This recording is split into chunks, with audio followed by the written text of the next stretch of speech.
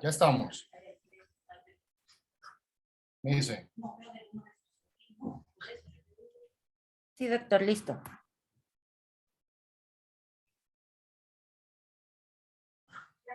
Ya entró todo el mundo, Nice, entonces, sí. Sí, doctor, ya. Ok, bueno, buenas noches para ACART, en especial para el presidente, el doctor Edgar Clavijo, y para esta secretaría académica. Es un honor contar nuevamente con ustedes, juntarnos para seguir estudiando, seguir creciendo, seguir aprendiendo.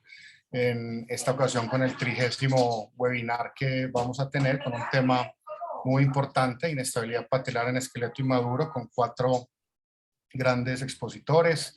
De resaltar acá, agradecer la amistad que tenemos con el resto de Latinoamérica, especialmente con la Argentina y con el Perú, al doctor Spickerman, al doctor Viescovich, y un honor para mí tener al profesor Carlos Araza, uno de los grandes cirujanos de infantiles del país, y a Juan Pablo Martínez, que bueno, para nadie es un secreto que es el referente de la rótula en el país y el ejemplo y el camino a seguir. Paulita, te dejo con ellos, adelante, y muchas gracias a todos por la presencia. Gracias, Rubén.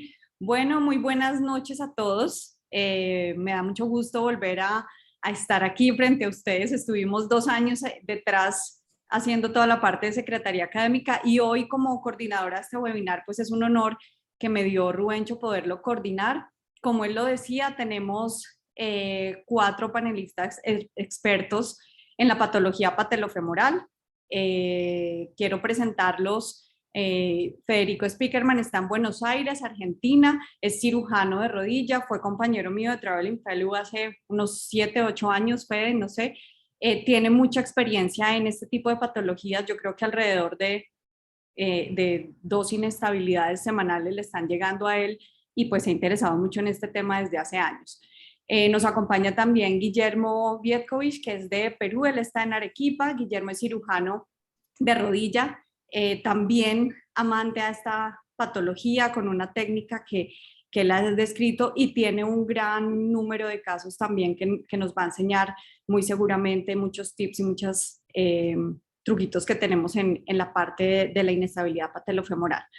El doctor Carlos Araza, ortopedista infantil, todos lo conocemos acá en Colombia, con una gran experiencia en la patología de rodilla infantil y nos parecía un plus poderlo tener acá y poder ver ese enfoque de la ortopedia infantil porque es muy diferente a la que nosotros como cirujanos de rodilla tenemos. Y por último, pero no menos importante, Juan Pablo Martínez de Cali, que todos lo conocemos. Juanpa, pues, como lo decía Rubencho, amante a la patología patelofemoral y pues tenemos que aprovechar ese colombiano que tenemos aquí con esa experticia. Entonces, bueno, les comento, la idea del webinar es que vayamos desarrollando casos clínicos. Cada uno de nuestros panelistas tiene un caso clínico y va a ir mostrando cómo lo va desarrollando, cuál es el enfoque que le da, cuáles son las imágenes, qué es importante en el examen físico del paciente, qué alternativas quirúrgicas tiene. Y la idea es que cada uno de los panelistas igual vayamos interviniendo durante todo el desarrollo del caso clínico. Las preguntas por el chat todo el tiempo pueden ir haciéndolas y yo los voy interrumpiendo si tenemos alguna pregunta en especial para los panelistas y sobre el caso que estemos desarrollando. ¿De acuerdo, Rubencho? Tú también me ayudas ahí si vas viendo preguntas para que ellos las vayan presentando. Y no siendo más, vamos a comenzar por la casa. Y Juan Pablo, vas a compartir pantalla y vamos a iniciar con tu caso clínico.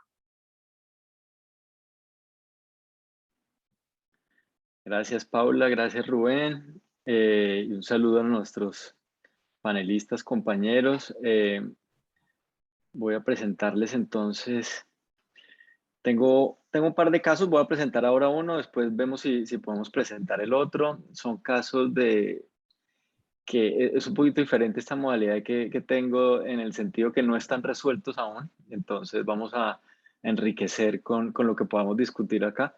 Son casos que he visto en estas últimas 2 semanas. Entonces, este es el primer caso.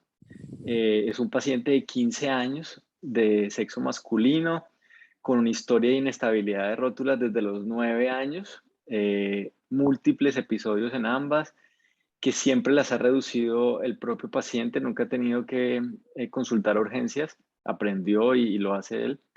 Y el tratamiento que se le ha dado es el tratamiento conservador habitual, inmovilización, fisioterapia y las modificaciones en el estilo de vida que de pronto son más que el mismo paciente las ha tenido que ir realizando para ajustarse a que no se le estén saliendo las rótulas todo el tiempo. Este es el paciente donde podemos apreciar que tiene un valgo de predominio izquierdo, tiene una movilidad que es buena en sus rodillas, un derrame articular en la izquierda en la cual tuvo un episodio 2 semanas antes de esta consulta, el último episodio, y tiene el signo de la J positiva bilateral, tiene aprensión de predominio del lado izquierdo, con un desplazamiento aumentado de las rótulas, 3 cuadrantes para laterales y 1.5 cuadrantes mediales, o sea que igual sigue siendo bastante móvil también hacia medial, no es que tenga una inclinación y de pronto una tensión de los tejidos laterales. Estas son las radiografías axiales, sin embargo sí se ven inclinadas en estas, sobre todo del lado izquierdo, en estas axiales. Esta es la radiografía panorámica donde vemos el valgo en el eje mecánico de 8 grados para el lado izquierdo y 4.5 para el lado derecho. Y vemos que es dependiente pues del fémur la deformidad. Además vemos que tiene una lesión en el fémur ahí en la metáfisis del lado izquierdo, que es el más comprometido, el que él quisiera operarse primero. Que fue interpretada en la resonancia como una posible displasia fibrosa cortical. Acá tenemos la radiografía lateral y hice las mediciones del lado izquierdo. Pues aquí en esta imagen, aprovechando que a nuestros panelistas, creo que la radiografía lateral es muy importante dentro del análisis y me gustaría conocer ustedes qué ven aquí, si les parece que tiene este paciente displasia o no tiene displasia, o cómo lo interpretarían. De pronto, Federico. Sí, ¿cómo estás, Juan, querido? ¿Cómo andan? Un gustazo. ¿Cómo vas? Bueno, qué caso, Sí. Qué casito súper interesante, me parece. Lidio todo esto, bueno, ustedes después ya van a ver en mi presentación, ¿no? Empezó a los 9 años, Juan. Fíjate, A los tiene 9. 15 años. Claro, tiene 15 años. Este es un caso ahí border, ¿no? Entre si es esqueléticamente maduro o inmaduro. ¿Tú piensas que tiene Exacto. fisis abierta todavía? O porque yo le pregunto a mis pacientes mujeres, fecha de primera menstruación, y me miran como diciendo, ¿qué es lo que tiene que ver? Bueno, hablo de a ver si la fisis está cerrada o está abierta, Juan. Porque en ese caso lo Sí, tomaríamos como un adulto, ¿verdad? en este caso ya estamos más pareciéndose a un adulto, en ese sentido. Sí.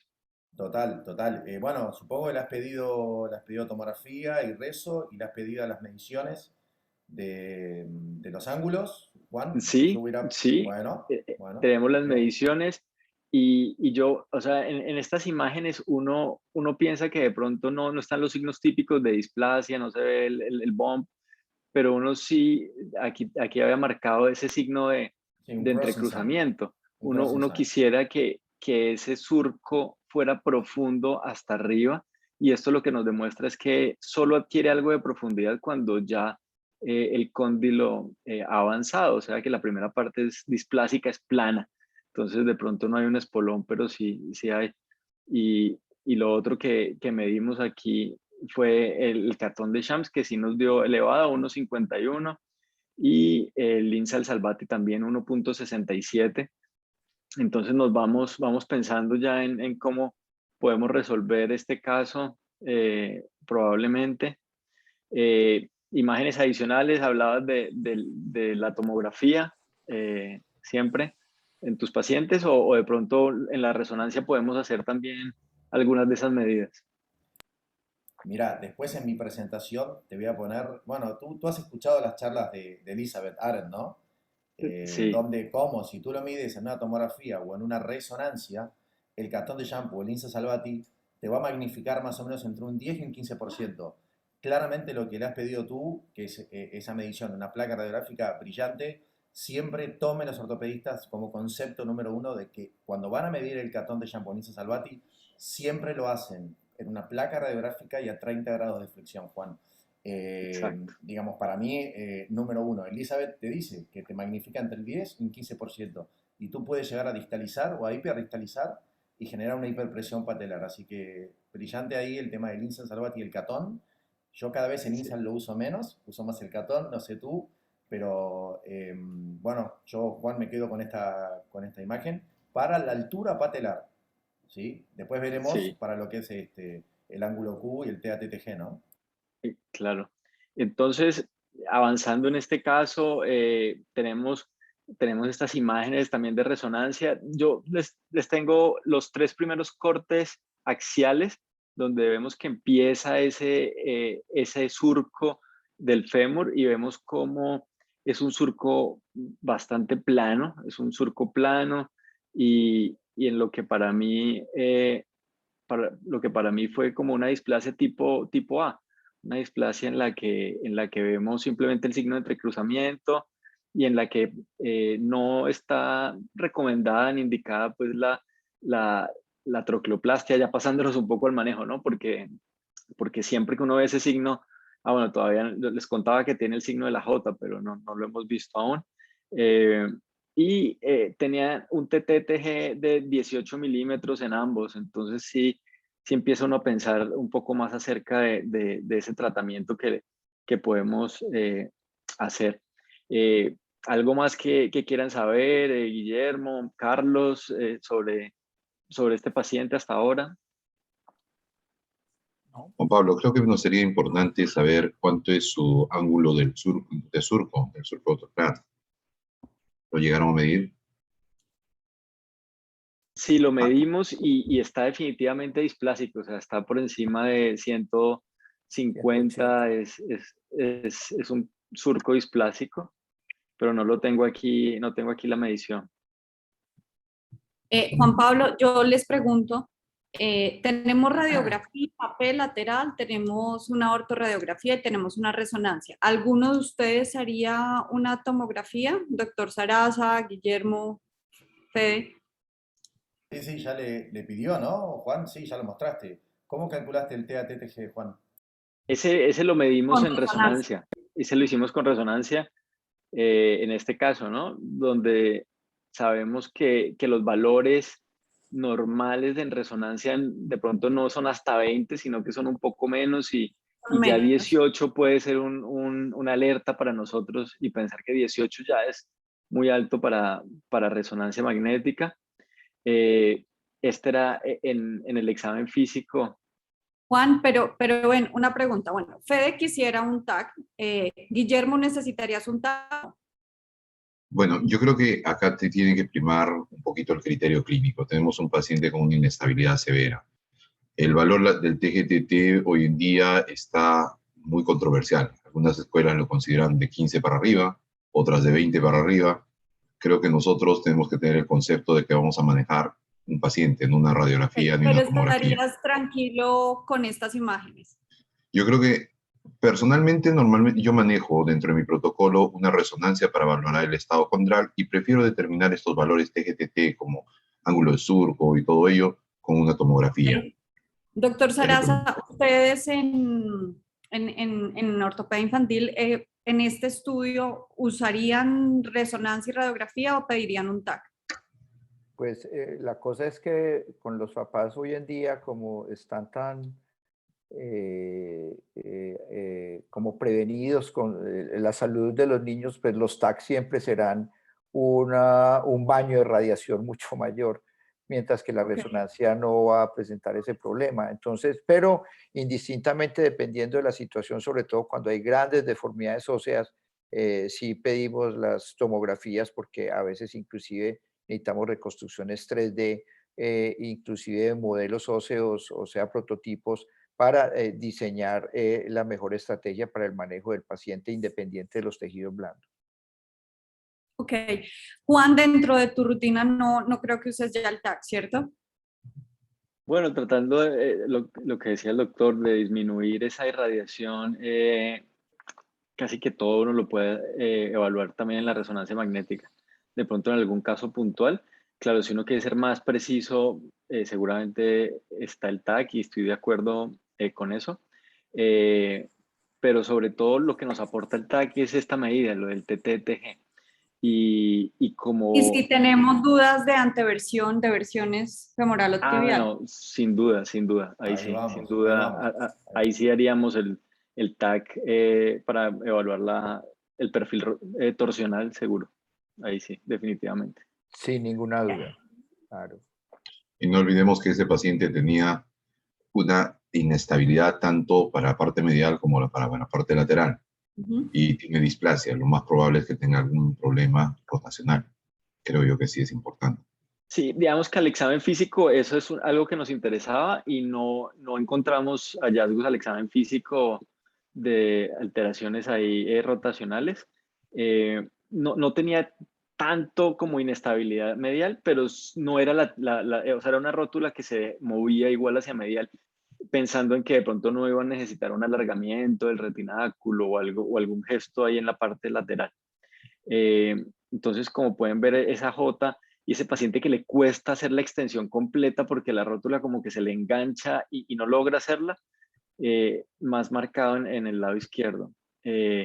Y un desplazamiento de la rótula grande hacia lateral, hacia medial también se desplazaba, pero no tanto como hacia el lateral. Y una aprensión sobre todo marcada en el lado izquierdo, le molestaba bastante al paciente. Entonces, teniendo en cuenta lo que hemos visto, pues tenemos una altura de la patela elevado del Catón de Shams y el Insal Salvati, tenemos una inestabilidad lateral, unos tejidos mediales que están laxos, tenemos también un valgo, pero tenemos también una lesión justo en la zona en la que cerca a la zona pues donde uno podría hacer los cortes de si quisiera corregir ese valgo. Entonces, ¿ustedes cómo lo manejarían? ¿Qué propuesta le harían a este paciente? Aprovechen que no está operado todavía. Juan, yo lo primero que quería era definir en mis manos, si tú consideras que este paciente es pediátrico o si ya lo consideras como un adulto. No por el tema no por la temática del webinar, sino por el tratamiento. Me parece que las fisis están cerradas. Absoluta. Yo lo encararía como un paciente adulto y haría, descartando que tenga una intrarrotación femoral, ¿sí? Si el ángulo de anteversión y la línea bicondílea posterior te da, dentro de los valores normales, 10, 15 grados, supongamos, o sea que no tiene una intrarrotación femoral, yo llevaría la patela a la tróclea y le haría una distalización, primero empezando por una distalización y medialización de la TAT, sin dudas, y después claramente una reconstrucción del ligamento patelofemoral medial, más una liberación, yo le llamo 2/3, es una liberación del ligamento patelotibial, el patelomeniscal, y la mitad, un poquito más, del patelofemoral externo. Yo soy muy amante de la liberación rotuliana, en algunos casos después va a ser muy controversial y en mi presentación lo expongo, pero yo empezaría básicamente con un balance de parte blanda, reconstrucción del patelofemoral medial y una distalización y medialización de la tubulación anterior de la tibia. Buenas noches, hay unas preguntas del público, dos. Una, si toman en cuenta los criterios de Beighton y cómo los analizan. Y la otra es la magnitud del valgo que tiene este paciente, que a partir de cuándo consideran un factor de riesgo importante para la inestabilidad patelar y lo corrigen. Por favor, doctor Sarasa y doctor Spickerman y doctor Guillermo, por favor. Y Juancho. Pues, a ver, nosotros hoy en día casi que le hacemos un test de mal alineamiento a todos los pacientes que vamos a tocar caderas o rodillas. Y aquí tenemos un valgo definitivo, aunque ustedes dicen que tiene una lesión sobre el cóndilo medial. Entonces, si tiene una lesión sobre el cóndilo medial y ustedes corrigen el valgo, pues lo vamos a empeorar definitivamente porque si no tiene dónde apoyar, pues realmente el paciente está en una grave desventaja.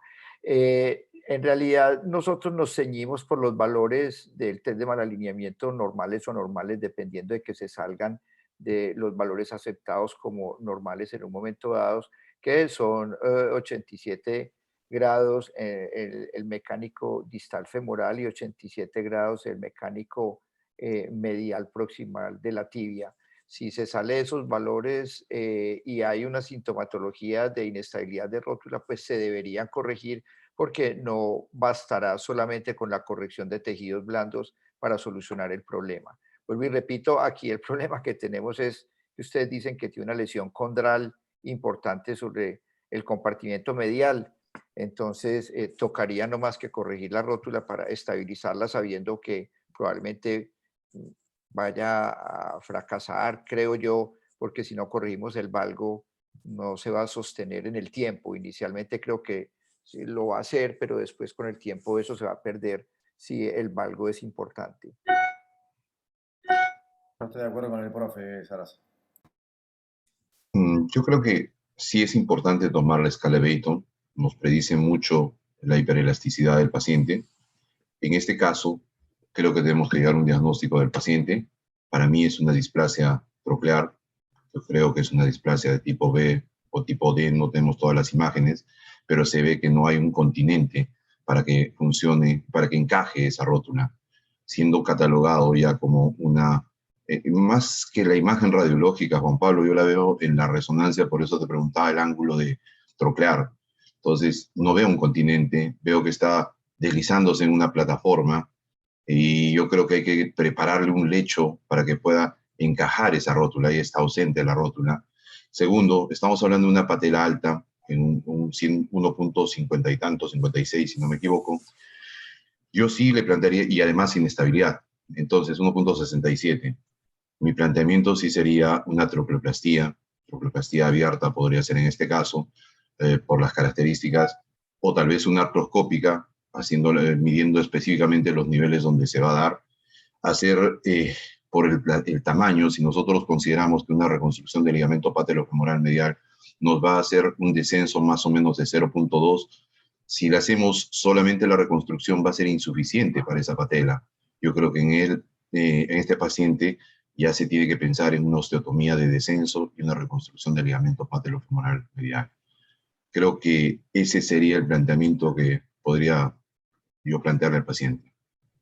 Bien, Juan Pablo, ¿tú qué tienes pensado hacer?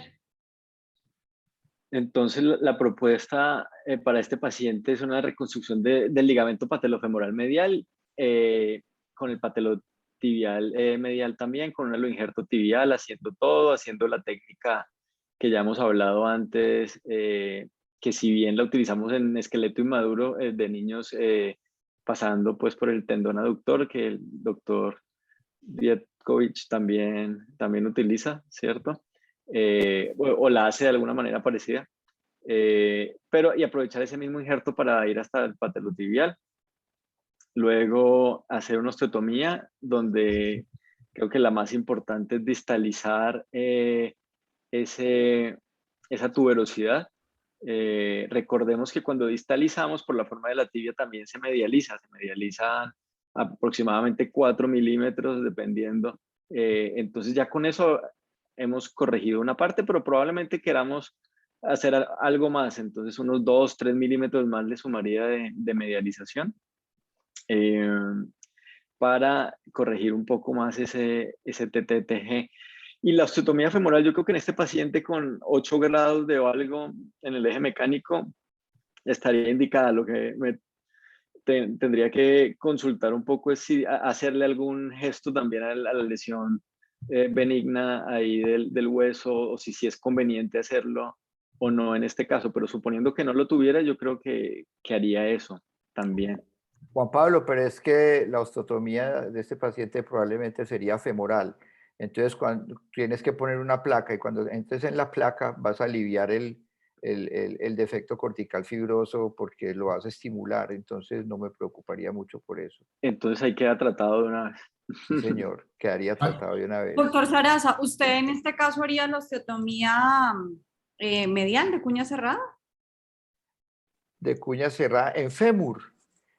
No, nosotros hacemos osteotomías cupuliformes, que donde no Ok. necesitamos, pero lo fijamos con placas, obviamente, ¿no es cierto? Pero haría una osteotomía cupuliforme. Cupuliforme. Miren, a mí ese paciente, como dijo el doctor Guillermo, me preocupa que no tiene surco y ya está muy grande el paciente, porque es que nosotros operamos pacientes mucho más pequeños, volviendo a poner la rótula en su sitio, están contraindicadas las trocleoplastias porque ahí está la fisis y parecido a lo que hace la cadera, si tenemos al frente la rótula, la tróclea de pronto se remodela con lo que falte, pero este paciente no tiene tróclea, entonces pues yo me imagino que los que hacen trocleoplastia quisieran hacerla. No sé si hay alguna contraindicación en él, pero este paciente ya tiene la fisis cerrada, este paciente ya es un adulto desde el punto de vista esquelético.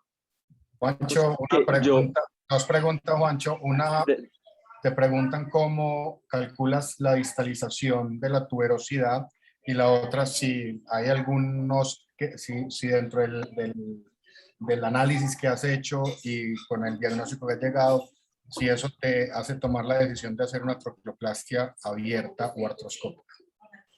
Entonces, bueno, retomando algunas cosas, el paciente no tiene surco, de acuerdo. Digamos que la trocleoplastia está más indicada en las B y D, en las que uno puede quitar ese espolón que es el que está haciendo que salte pues la rótula al entrar y es el que hace la patela y el signo de la J y todo esto. Este caso yo lo he interpretado como una tipo A por lo que veo en las imágenes. Pero hicimos hace poco un estudio de correlación interobservador y nos dio un kappa de 0.3. O sea, esto la clasificación de Dejure, yo creo que todavía nos falta más para entenderla y para ponernos de acuerdo ahí. En algunos casos de estos pacientes que para mí lo que le falta es surco, lo que le falta es profundidad, lo hemos hecho. Yo creo que eso es muy difícil hacerlo artroscópico. Creo que cuando se trata de no quitar bump, sino de profundizar, prefiero hacerlo, o me parece que es más predecible abierto, porque ahí uno puede profundizar y de verdad hacerlo mejor. Y para lo que me preguntaba Rubén acerca de la medición, voy a tratar de explicarlo aquí. Yo aquí desafortunadamente no puse la medida, pero digamos que esto mide 40 milímetros y que este mide 25. Eso sí nos da más o menos la medida. A ver, yo hago los cálculos aquí rápidamente. 40 dividido 25 da 1.6, está por ahí cerca.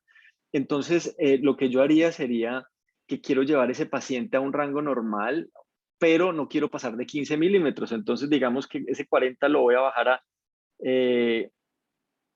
no lo tengo que bajar a 25, no lo tengo que quitar 15, le puedo quitar 12, y si son 12 serían entonces 28 dividido 25, me lo dejaría en 1.12. Entonces yo ya sé que si distalizo esta rótula 12 milímetros, y lo que hago es que tomo un fragmento de la tuberosidad tibial que tenga por lo menos 50 milímetros, y que tenga 1 centímetro de profundidad para que sea menos probable que se fracture. Ese fragmento le quito los 12 milímetros distales y luego lo muevo hacia distal y lo fijo en esa posición, y ya sé exactamente en cuánto me va a quedar la posición, el catón de Shams final. Esa sería la forma en que lo hago, y tenía algo aquí pequeño al final para mostrarles, porque pues en este caso se puede hacer ahí. Cuando considerar cuando el esqueleto inmaduro es por el riesgo de lleno recurvatum, pues considerarla después del pico de crecimiento. 12 a 13 años en las niñas, 14 a 15 años en los niños. Recordar que el TTTG en los niños pues no es igual que en los adultos, que puede ser que 20 milímetros no sea el límite, que esa distancia, el promedio desde los 9 a 10 años ya está alrededor de 9 milímetros, lo que sería el TTTG normal. Pero de ahí nos falta definir cuánto es patológico, y todo esto lo vamos viendo que usualmente después de los 9, 10 años ya se puede tomar un valor parecido al que va a tener. Y que hay diferentes formas de solucionarlo cuando ya tenemos inmadurez esquelética, como hacer una aplicatura del tendón o simplemente pues desinsertarlo y avanzarlo, también sería otra opción. También está para medializar opciones como la cirugía de Ruth Goldwave, en la que se toma una parte del tendón y se pasa hacia medial, y de esa manera estamos medializando, cambiando esa posición. O podemos adicionar la reconstrucción del ligamento patelotibial medial, que de alguna manera también genera algo de un efecto medializador para ese mecanismo extensor. Y eso sería este caso que... Pancho, una pregunta final, dos. Sí. ¿Cuándo empezás a pensar en reconstruir el patelotibial medial? Uno. Y dos, tenodesis del tendón patelar, sí, no, ¿cuándo? Bueno, entonces el patelotibial medial todavía no está muy claro cuándo hacerlo. Yo definitivamente lo hago cuando hay pacientes que tengan hiperextensión de la rodilla y cuando vamos a corregir una luxación habitual de rótula, porque ahí el patelotibial, a diferencia del patelofemoral, el patelotibial se fija, o lo fijo en 90 grados de flexión.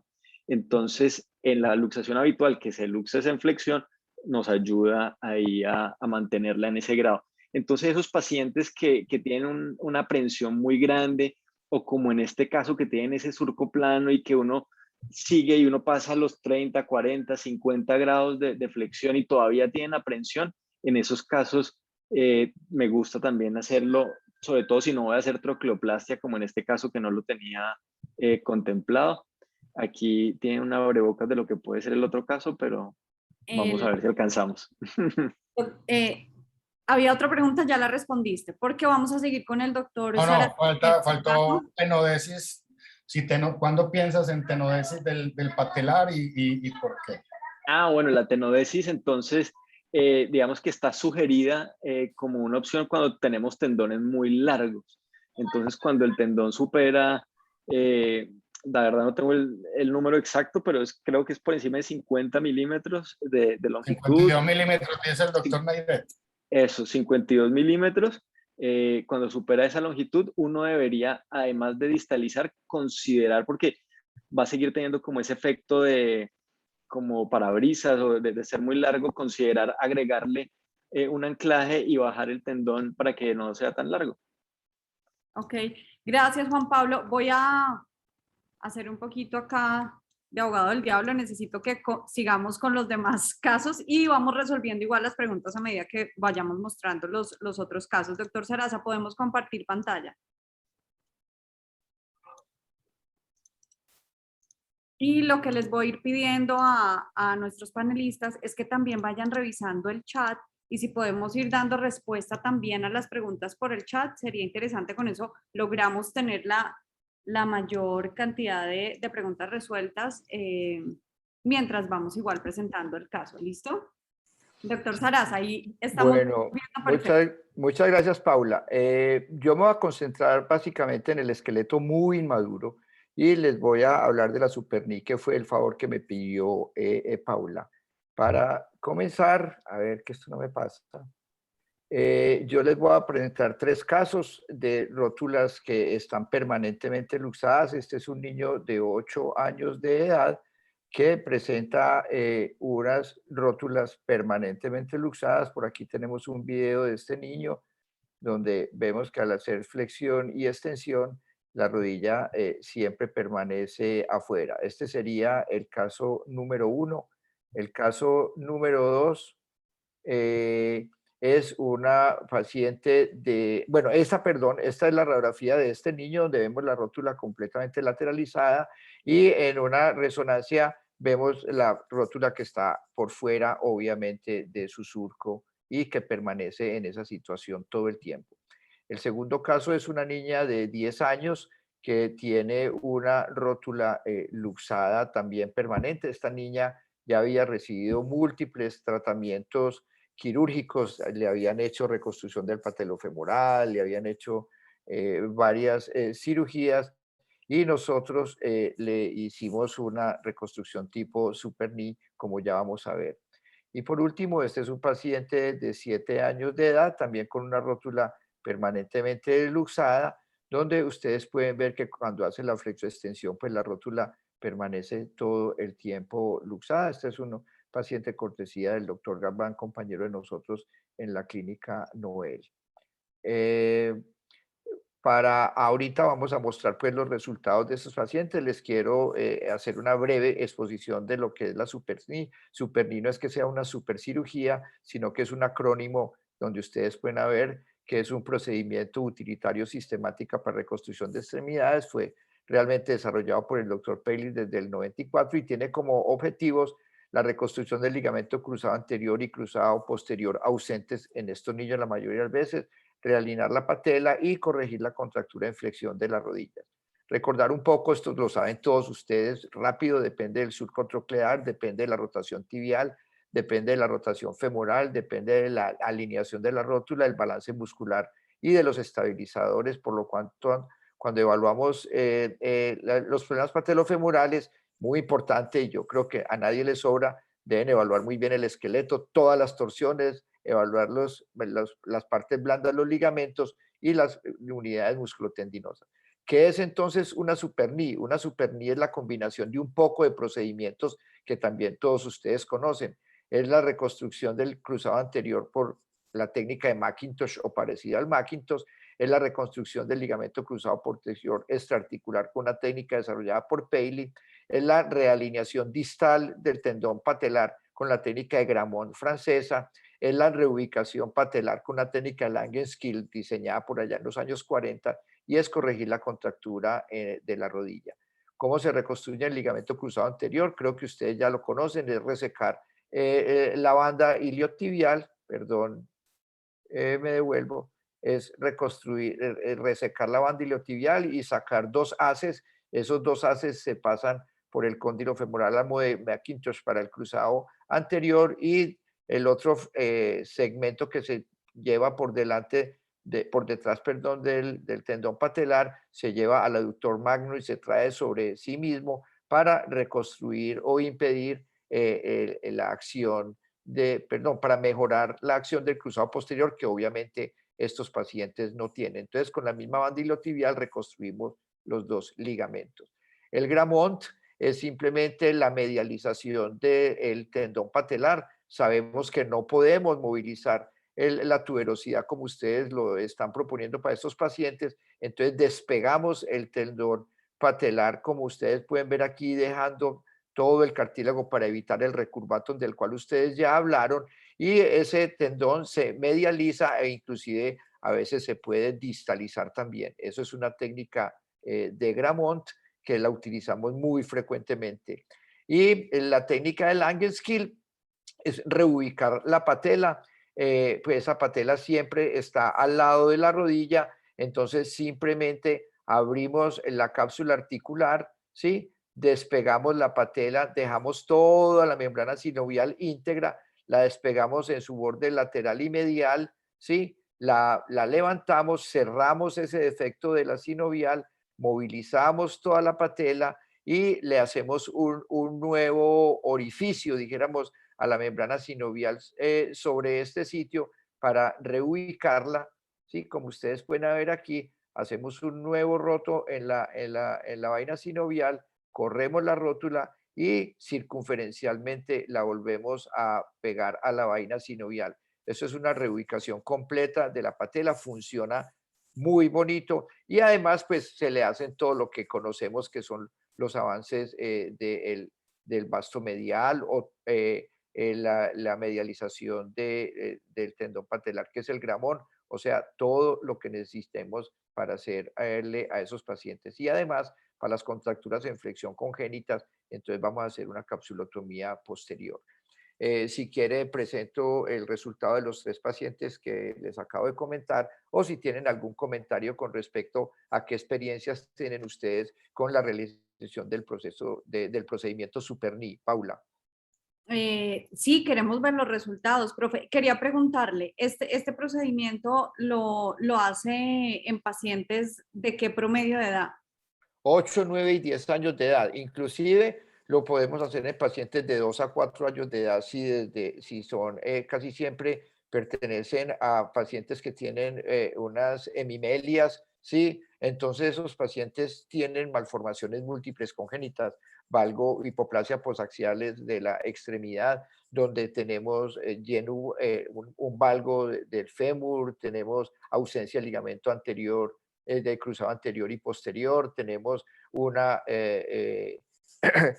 exagerada anormalidad en la inserción del tendón rotuliano y una hipoplasia tanto patelar como el cóndilo. Pero entre más rápido lo hagamos, lo podemos hacer menor, pero siempre son pacientes con fisis abierta.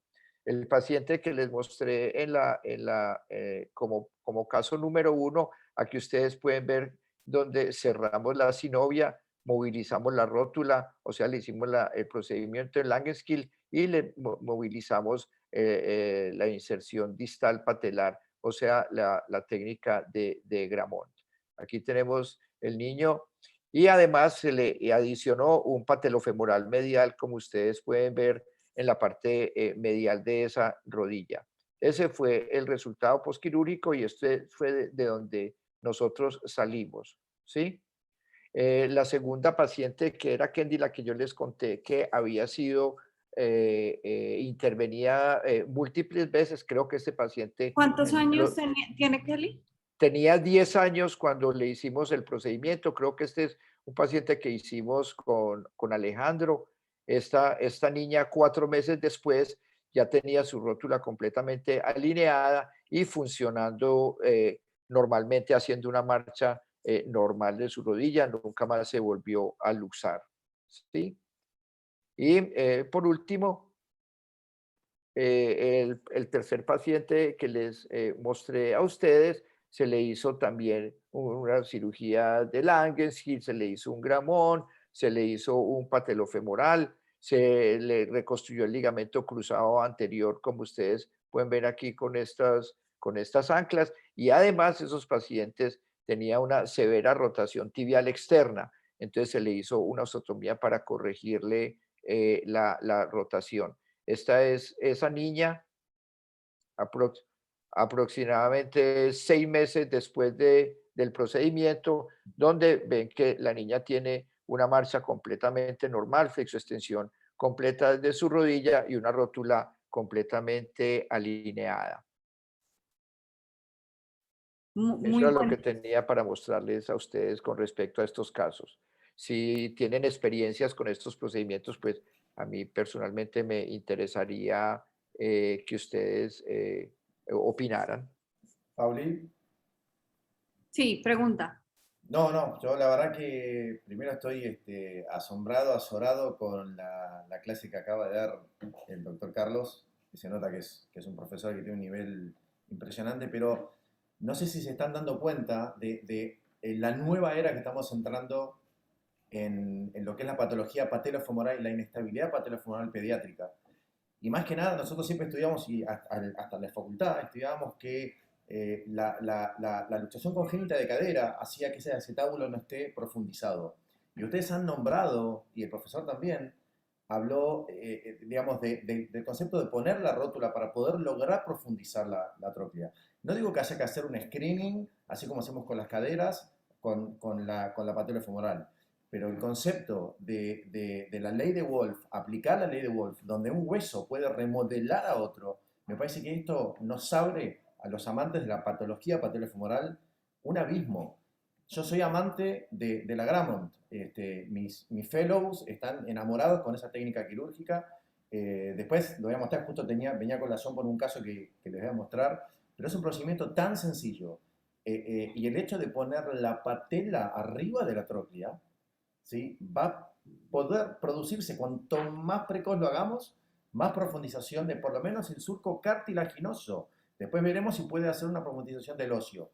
Pero, profe, lo quiero felicitar por esos conceptos y la verdad que brillante, ¿sí? Brillante.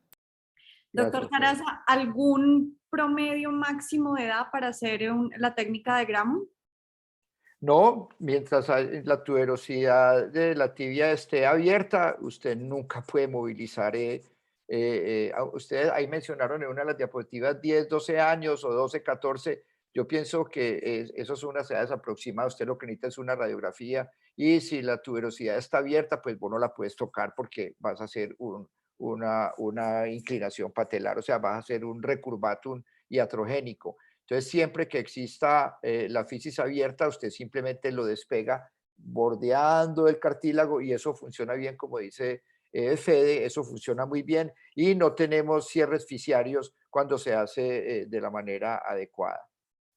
Si en alguno de esos casos tenemos una displasia troclear importante, ¿qué gesto quirúrgico le adiciona a su técnica? El Langenskill, porque nosotros, vuelvo y repito, yo personalmente he presenciado 3 o 4 troqueoplastias de mis compañeros de la clínica, pero esos son todos esqueletos maduros, o sea, no se puede porque si uno mira donde hacen esos cortes es precisamente en toda la fisis, entonces eso no se puede en pacientes muy jóvenes. No tengo ninguna experiencia con troqueoplastia, ninguna. Como les digo, he estado de espectador en algunas de ellas y he visto pues lo que intenta, que me parece como muy razonable, pues como profundizar el surco. Sin embargo, no, yo personalmente no las he hecho en mis pacientes, pero sí las he visto hacer como buen alumno. Profe, Profe Sarasa, dale, Paulita. Dale. en el protocolo de rehabilitación los deja con un brace, una férula, un brace articulado, permite el apoyo del arco de movilidad, lo va graduando. Muy importante esa pregunta. En general los protegemos con una férula en extensión 6 semanas y después viene la rehabilitación. Pues es que los niños se nos rehabilitan absolutamente Solos. todos. Pues es raro que un niño nos haga pues que se nos vaya quedando y si se nos va quedando se les hace movilización bajo anestesia. Sin embargo, pocas veces, pues yo creo que recordaré uno de pronto y creo que ha sido postraumático que no recupere el movimiento de la rodilla. Todos lo recuperan, absolutamente todos lo recuperan. O sea, el riesgo de artrofibrosis bajo. No lo conozco ni siquiera. Súper Pues, bueno. no, nunca lo he visto en un niño, nunca lo he visto. Los adultos son más flojos. Sí, son más flojos, se pegan más. El estímulo del juego hace que ellos se muevan. Lo que pasa es que pues, se mueven los amputados congénitos como si no tuvieran absolutamente nada. Sí, eso es verdad. Entonces, Nosotros... un niño se recupera rápidamente. Y ustedes ven esas grandes exposiciones. Me sorprendió cuando Fede le gustó la presentación, porque son unas exposiciones muy amplias de la rodilla, pero es que hacemos todo, o sea, todo lo que necesitemos para que el recorrido patelar se restituya. Entonces, hacemos patelofemorales, avances del medial, soltar lateral, de todo para que ese paciente nos quede alineado y salgamos de cirugía contentos, y ahí están los resultados. ¿Se nos han vuelto a luxar? Probablemente 1 o 2, pero la idea es que no se nos vuelvan a luxar. 1 o 2 de cuántos que lleva. No tengo el dato en este momento, Paulita. Muchos, o sea que muchos. Además de que de los nuestros, pues de los míos, hablo de los nuestros porque nosotros como grupo funcionamos bastante bien y cada uno aporta la experiencia a estos casos. Pero realmente es esqueleto bien inmaduro, bien inmaduro. Gracias, profe. Rubencho, tú tenías preguntas. Tengo una pregunta que para mí es muy difícil responderla, todavía no sé, y al profesor Sarasa, al doctor Spickerman, a Guillermo. Ese paciente que no es tan inmaduro como nos acaba de mostrar el doctor Sarasa, y ya que cruzó la línea, como mostró Juancho, pero es ese paciente que se empieza a luxar a los 9, 10, 11 años, y uno ve que va clavadito radiológicamente para una displasia, ¿cierto? Una displasia troclear que con ojos de cirujano de adulto, que uno dice, cuando cierre la fisis lo voy a resolver con una una troqueoplastia, pero ese tiempo que transcurre entre que va a cerrar las fisis y un paciente que se luxa y se luxa y se luxa, con el riesgo de que acabe el cartílago cuando llegue a la edad adulta o a la edad donde se podría hacer ya procedimientos óseos. ¿Qué se puede hacer en esos casos? Yo realmente no tengo la respuesta y agradecería alguna claridad, alguna luz al respecto de ese paciente, cómo se trata ese paciente que se luxa, que no se le puede hacer troqueoplastia, que va para displasia, pero para que no cabe la rótula, el cartílago de la rótula antes de que cierre la fisis.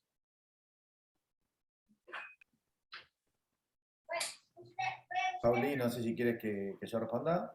Dale. Sí, Mis casos son básicamente esos. Tenemos que ya mismo cambiar el concepto de patear a estos pacientes para adelante, de decirles que vengan los pacientes cuando estén esqueléticamente maduros, de mandarlos a poner un brace, de mandarlos a hacer kinesiología, fortalecimiento del vasto medio. Tenemos un montón de gestos a esa edad. Hablamos ya le pasó un poquito al profe. Estamos hablando de 8, 9, 10, 11 años. La mayoría de mis pacientes me dicen que se les empezó a luxar la rótula a partir de los 11, 12 años y ya después es semanal y permanentemente la luxación. El super knee creo que es brillante para muy esqueléticamente inmaduro.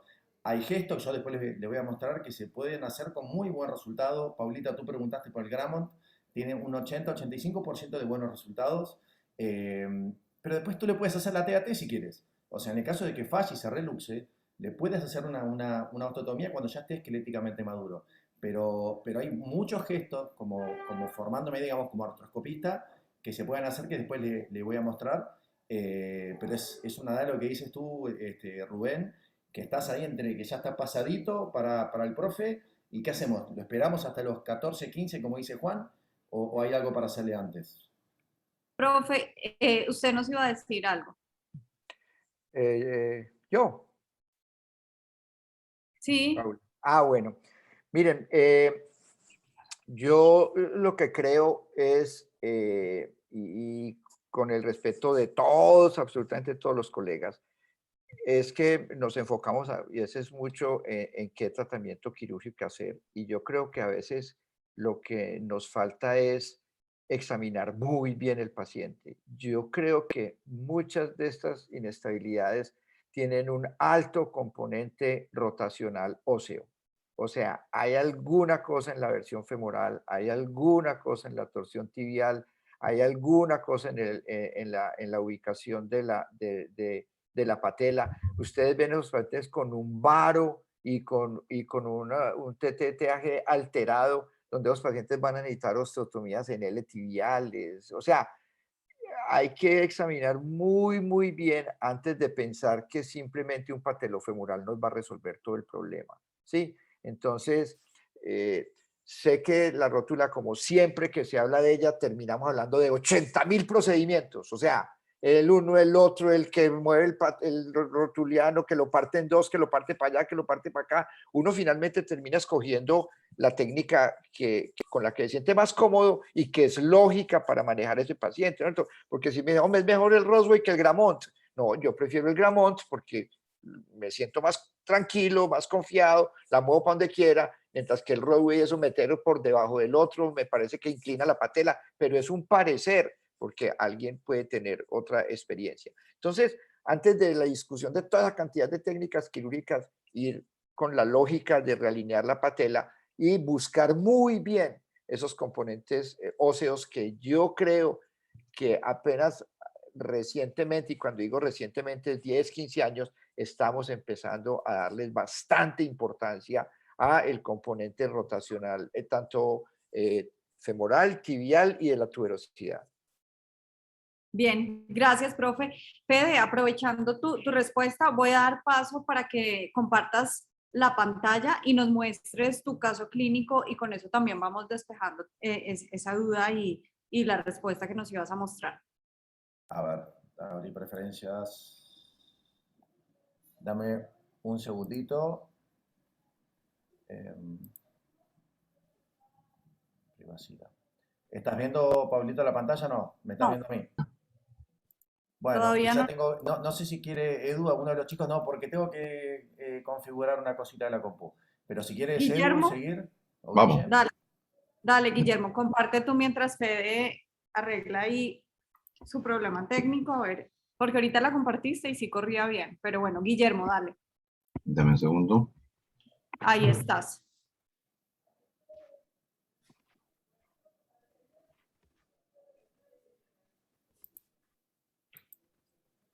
Ok. En primer lugar, permítame agradecer por la invitación a este webinar que está muy interesante. Les traigo el saludo de Perú, específicamente de la ciudad de Arequipa. Y bueno, yo trabajo en la clínica Valle Sur, que es una de las clínicas de la Red AUNA, que también ya trabajamos con ustedes en Colombia. En esta ocasión quiero presentarles el caso. Este es una paciente de sexo femenino, 14 años de edad. Ella practica deporte amateur, taekwondo, básquet, fútbol, los superdeportistas que hoy en día tenemos gracias a toda la estimulación de las ganancias del deporte. Esta paciente practica 4 veces por semana, 2 a 3 horas diarias. En ella encontramos que presentó 4 semanas previas a nuestra consulta una luxación patelofemoral del lado derecho, de la rodilla derecha, con un tratamiento de tipo empírico, no estuvo en manos de ningún profesional, solamente utilizó muletas con sensación de traba articular e impotencia funcional. Dentro de los antecedentes importantes de ella, no tenía ninguna enfermedad previa, presentó 2 episodios de luxación patelofemoral similares en los 2 últimos años, los cuales se las autorredujo, se las autoposicionó. El tratamiento fue inmovilización por 2 meses, en promedio cada una, y la terapia física fue por 3 meses en ambos periodos y el retorno deportivo después de los 2 meses de haber estado inmovilizada. Y acá me planteo algunas preguntas para nuestros panelistas que realmente son de lujo y yo estoy aprendiendo mucho de ustedes. Muchas gracias. Cuando hablamos de deporte, ¿realmente es amateur? Múltiples deportes, distintos grupos musculares, distintos gestos deportivos. Esto, como médicos, ¿podemos recomendarlo? ¿Es conveniente que nuestros pacientes sigan haciendo deportes de distinto tipo? Y otro punto que quiero plantearles, ¿cuánto tiempo es el adecuado que debemos recomendar a nuestros pacientes que puedan hacer deporte? Ahorita. qué pregunta, Guille, qué pregunta. Fede, ¿querías responder? Claro, sí. Yo en mi charla siempre, bueno, yo hago mucho ácido hialurónico, mucha medicina regenerativa y veo a los pacientes con artrosis, ¿no? Pero siempre en las charlas inicio de la misma manera, ¿no? Digamos, muy filosófico. Había un boxeador en Argentina, un boxeador argentino que se llamaba Ringo Bonavena, que decía que la experiencia era como un peine que te daba la vida, que te regalaba la vida cuando tú te quedabas pelado, cuando ya no tenías que peinarte. El día que vos ya tenías artrosis, claro, y él decía, el día que vos tenías artrosis, y yo le explico a los pacientes, ¿qué hacemos ahora? O sea, ¿por qué no hicimos antes una modificación? Yo les digo siempre a mis pacientes que el alto rendimiento claramente no es salud. El deporte tampoco es salud. Que la actividad física sí es salud. Pero cuando la actividad física la practicas en forma diaria, intensa, en forma repetida, ya se transforma en un deporte. Y tenemos que avisarle al paciente, no con la anécdota del peine, pero por lo menos decirle que hay pacientes que quizás no van a poder seguir haciendo esa práctica deportiva, ¿no? Después les muestro un caso que me calla la boca, pero yo creo que hay que advertir a los pacientes y ellos tienen que recorrer el camino, Guille. Perfecto. Doctor Carlos, adelante. Guillermo, como estamos hablando del esqueleto inmaduro, me permito hacer una cuñita, una recomendación. El doctor Pablo Reselli de Bogotá, ortopedista infantil, escribió un libro acerca de medicina deportiva o el atleta joven.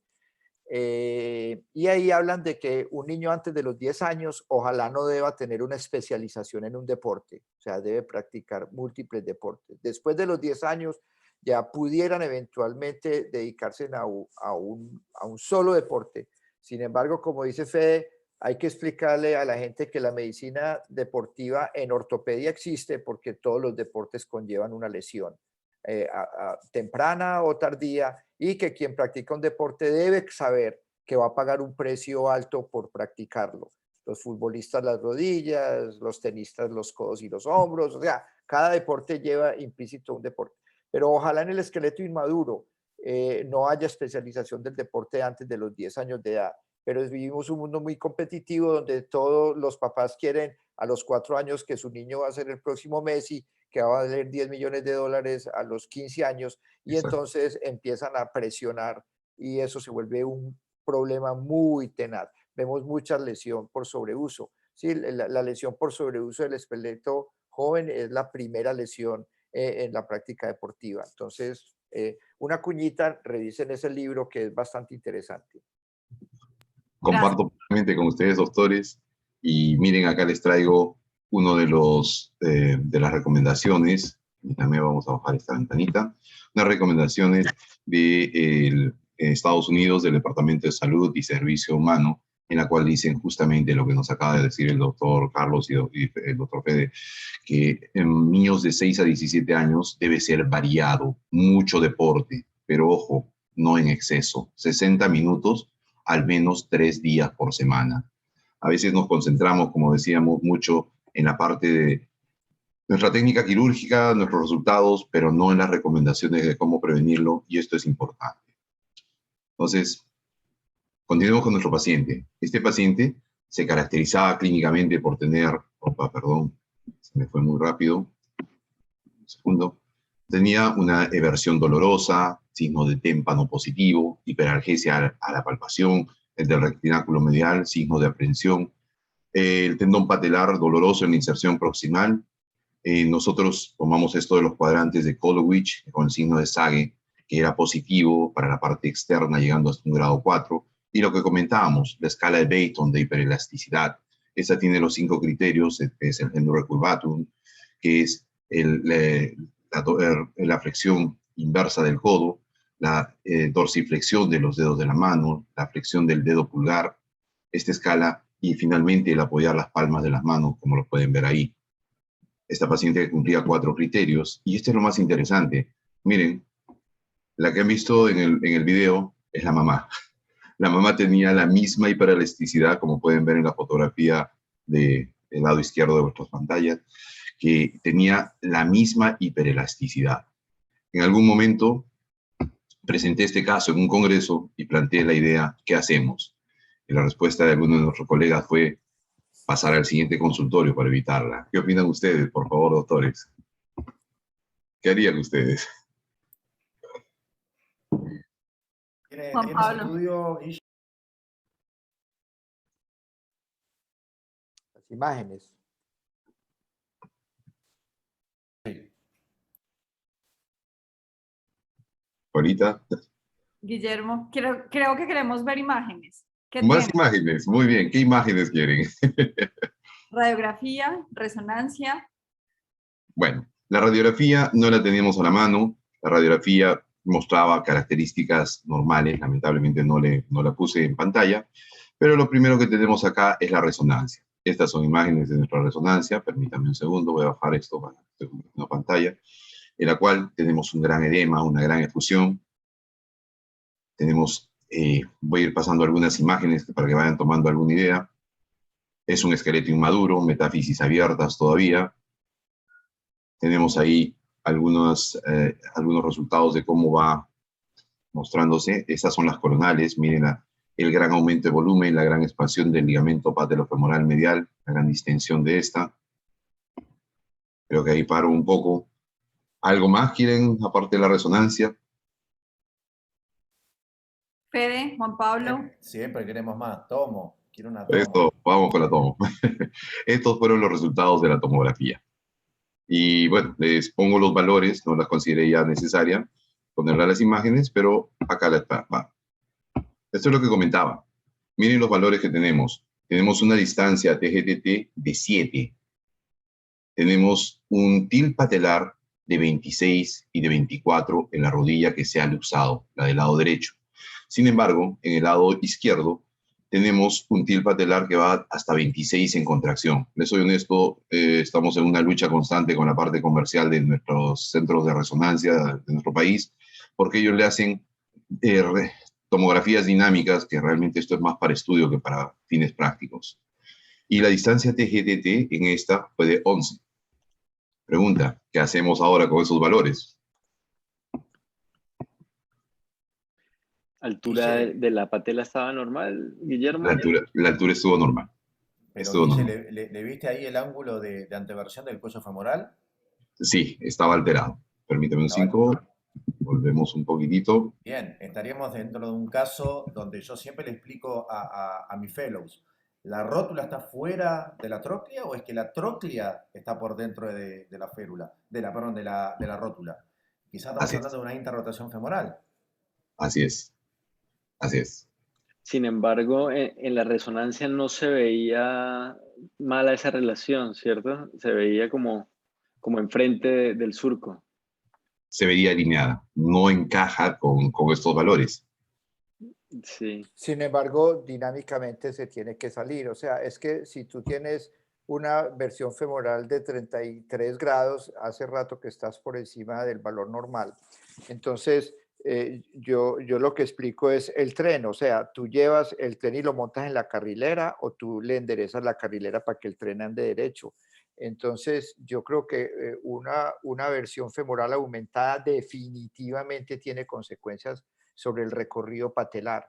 Entonces, si tú le llevas la carrilera a la rótula, pues probablemente no se te va a volver a luxar porque le estás le estás llevando el surco a donde debe ser, ¿no es cierto?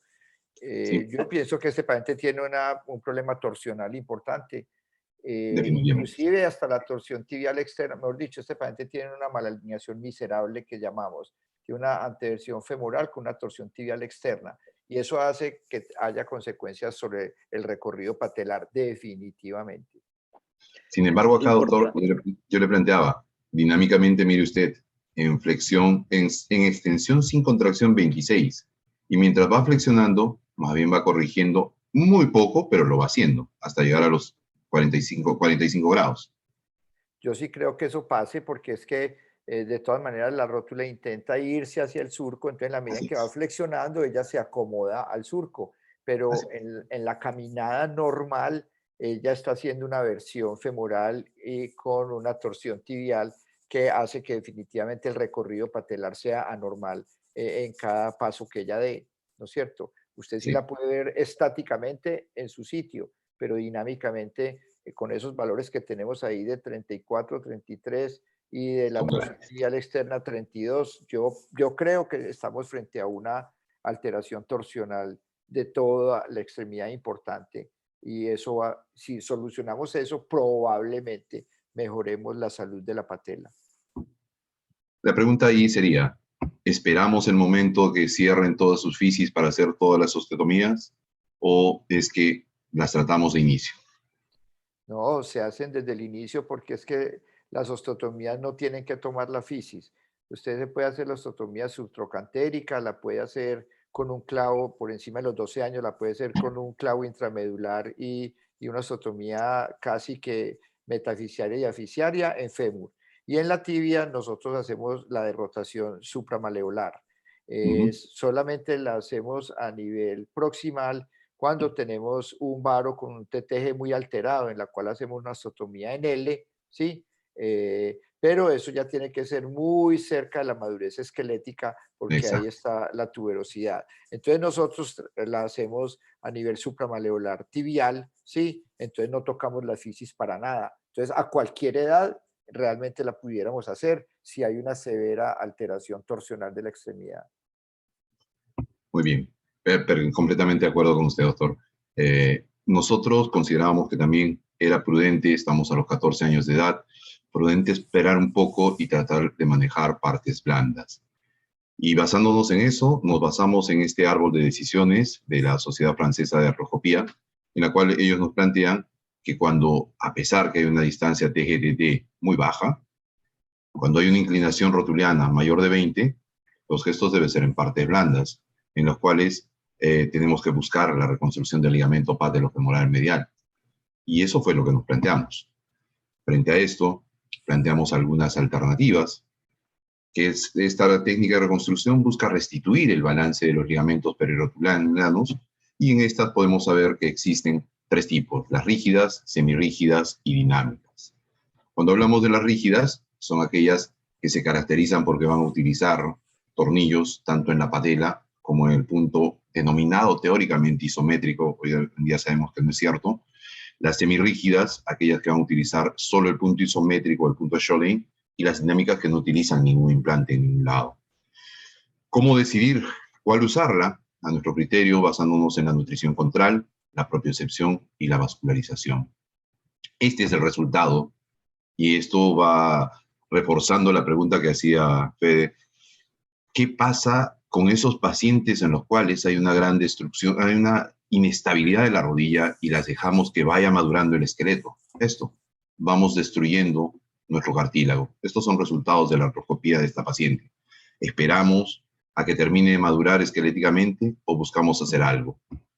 Entonces, nosotros consideramos que el objetivo de estas ligamentoplastías es preservar el cartílago. Y el cartílago se caracteriza por ser un tejido vascular.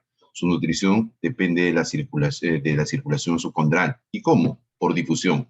Y cuando mencionamos el término difusión, debemos acordarnos de la fórmula de Nernst de bioquímica, la cual no es otra cosa que el número de canales, es decir, de puertas, de las cuántas se encuentran abiertas en el momento de nutrición del cartílago, y cuántas moléculas están fuera dispuestas a ingresar, lo que es la gradiente de concentración. Todo ello dividido entre el grosor de la membrana, de la capa calcificada, de la calcified layer, y el tamaño de la molécula que van a tener que atravesar para alimentar a este cartílago. Si nosotros decidimos poner un tornillo dentro de esto, lo que vamos a hacer es disminuir el número de moléculas, por lo tanto la gradiente de concentración va a ser menor. Sumado a esto, el hecho de que cada vez que hacemos perforaciones generamos termonecrosis y además generamos edema por la presencia de tejidos o implantes dentro del hueso, vamos a aumentar la gradiente, vamos a disminuir la gradiente de concentración y por lo tanto vamos a generar mayor grosor y mayor dificultad para atravesar estas moléculas. Todo ello se traduce en disminución en la difusión. Por lo tanto, nuestro cartílago va a terminar siendo famélico. ¿Y qué funciones cumplen realmente los ligamentos? Los ligamentos cumplen tres funciones: tratar de dar unión hueso-hueso, evitar movimientos excesivos y principalmente la propiocepción.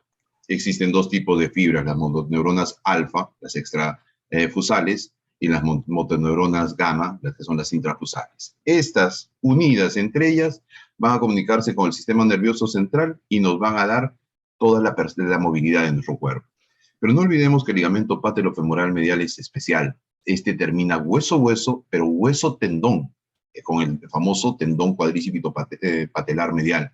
Y en este punto va a utilizar las motoneuronas gamma y la placa neuromuscular, mientras que en el otro, en la parte de hueso-hueso, la motoneurona alfa y los corpúsculos de Pacini.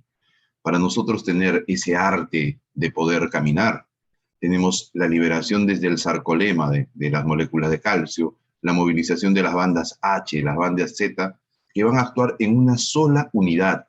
Y es por ello que decía, no podemos pensar en una imagen, tenemos que pensar en una estructura. Y ahí nos planteamos, ¿cómo podemos reemplazar realmente esto? ¿Nos sirven los injertos? Los injertos no tienen vascularización, no tienen inervación. Y ante ello planteábamos el uso de pedículos. ¿Qué son los pedículos? Son tejido propio del cuerpo humano que se caracteriza por mantener su inserción ósea y que se caracteriza porque tiene una vascularización propia. Y además podemos considerar que mantiene parte de su inervación. Esta es la característica o la diferencia entre el tendón y el ligamento. Es ante ello que nosotros planteamos esta técnica que le hemos denominado cuádriceps dinámico, en la cual el pedículo más cercano es el del tendón del cuádriceps. En el ya tiene este tipo de vascularización, como están viendo. Este es uno de los pacientes. Planteamos hacer una incisión mini-open en el centro de la rótula, en la parte superior. Una incisión que cada vez la hacemos más pequeña. Este es uno de los primeros videos. Normalmente lo podemos hacer con 1 centímetro. Llegamos a las partes del tendón, extraemos solamente 1 centímetro de ancho del tercio anterior de este tendón, No nos olvidemos que todo este fascículo tendinoso son 3 capas. La primera es el vasto anterior, la segunda es la fusión del vasto medio oblicuo y el vasto lateral, y la última es la del vasto intermedialis o el vasto intermedio. Solo queremos trabajar con el vasto lateral. Lo separamos y con ayuda de un tenótomo lo que hacemos es extraerlo de su parte proximal. Ahí vamos a ver que el video nos ha ido un poco. Ahí está extraído. Vemos cómo respetamos las partes profundas, solo es el tercio anterior. Hacemos una osteotomía en la parte proximal del periósteo y lo reflejamos hacia la parte medial. Así ocupamos no solo el polo superior, sino todo el cuadrante superior de la patela supermedial. Hacemos una incisión, en este caso también mini open, 1 centímetro, 2 centímetros exagerando. Logramos ubicar muy sencillamente el tendón aductor magno, el cual lo reparamos con un drenaje de Penrose para poderlo traccionar. Volvemos a nuestro pedículo. Este pedículo lo pasamos por debajo del vasto medio oblicuo y por encima de la cápsula, lo que conocemos como la zona 2, y lo estabilizamos con unos puntos de sutura. Bueno, generamos la tracción, miren ustedes cómo tracciona, y nosotros le ponemos, como estamos en la representación de este lado, pues colocamos unos puntos con suturas de alta resistencia para que se emplace en todo el cuadrante superomedial de la patela. Esto con una tracción suave. Pasamos luego por la parte medial debajo, como estamos haciendo esta representación, como si fuera un tronco, pasamos dándole la vuelta y haciendo un bucle por debajo del vasto, del aductor magno, y hacemos acá una sutura término lateral entre el tendón y la parte del pedículo que estamos traccionando. No necesitamos tener puntos de flexión. Este es nuestro antes y nuestro después artroscópico. Esta es la parte clínica. Miren la rodilla en flexión como luxa. Miren la rodilla en extensión y en flexión, completamente estable en el postoperatorio. Nuestro postoperatorio no es nada complicado, vendajes elásticos, crioterapia en forma muy precoz. El paciente sale sustentando la pierna con apoyo de muletas durante 1 semana. Inmediatamente movimientos pasivos continuos a partir de la primera semana y tratar de recuperar la propiocepción en forma práctica. Esta es nuestra paciente a los 45 días después. Como la ven, ya empieza a hacer saltos monopodales. Esto es a los 3 meses, cuando ya retorna a sus prácticas de Kung Fu. Esta es la manera como nosotros resolvimos este caso. Pero puedo concluir comentando que al ser dinámico, evita los riesgos que hoy en día están descritos de las reconstrucciones patelofemorales, de la sobreconstricción que a largo plazo nos va a dar, a largo y mediano plazo, artrosis. Definitivamente el uso de pedículos tiene ventajas porque es vascular, inervado, es un autoinjerto, y además que tiene una forma tubular, una forma plana, laminar, no tubular como los tendones isquiotibiales. Al no hacer nosotros ninguna tunelización y colocar implantes, evitamos dañar el cartílago. Y lo principal, para países como nuestro, es económico, no demanda ningún uso de implantes. Y es una técnica realmente poco demandante quirúrgicamente, es reproducible. Creo que es una alternativa que les queremos plantear para que ustedes la vean y agradecerles por vuestra atención. Muchas gracias, Guillermo.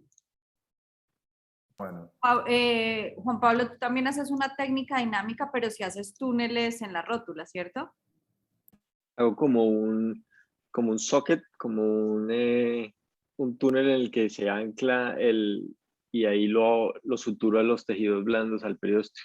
No usas ningún sistema de fijación, tornillos, anclas, nada, solamente sutura. No, solamente sutura. Cuando hago patelotibial asociado, pues son 2 haces, entonces el primero sale de este túnel, va al tendón, regresa, y el segundo hace usualmente lo fijo al periósteo anterior, pero hago como un túnel en el periósteo anterior. Pero Bien. si hago patelotibial, ahí sí prefiero ponerle un anclaje, por lo que ese injerto el mismo injerto va desde ahí hacia la tibia. Entonces ahí pongo anclaje en la patela y anclaje en la tibia. Guillermo, Ahorita, una técnica muy interesante. ¿La haces en pacientes en qué promedio de edad? Yo, ahorita, Juan Pablo. Sí, Guillermo. Ah, mira, yo lo hago a partir de los 9 años de edad. Es el caso más pequeño que tengo. Si bien es cierto, cuando empecé como Juan Pablo utilizando la técnica pseudoanatómica que la describió el doctor Jean-Carles Monjau de Barcelona. Es una técnica muy interesante. Y yo la empecé a aplicar también en adultos porque no encuentro fundamento el por qué no hacerlo en adultos. La edad máxima a la que he llegado a hacer es a los 42 años de edad. Los resultados son comparables a las técnicas estáticas. Sin embargo, abandoné el uso de la técnica pseudoanatómica por una razón. Esas imágenes de resonancia que vieron ustedes, en las cuales se forma ese edema, es porque la presencia de ese túnel con el tendón ingresando en esa zona genera un mecanismo de péndulo. Y cada vez que hace un esfuerzo va horadando el orificio. Por lo tanto, va generando un dolor a largo plazo. Entonces, es por eso que consideramos nosotros y tratamos de modificar la técnica buscando un implante natural, una inserción natural. Eso fue por lo que abandonamos esa técnica, que definitivamente es muy buena, pero tiene el riesgo de generar incremento de los túneles y aflojamiento de esa zona. Doctor, Carlos. Mira, nosotros publicamos en la Revista Colombiana de Ortopedia una modificación parecida a lo que tú haces, que es de la técnica de Noyes, que toma el tendón del cuádriceps para hacer el reemplazo del ligamento.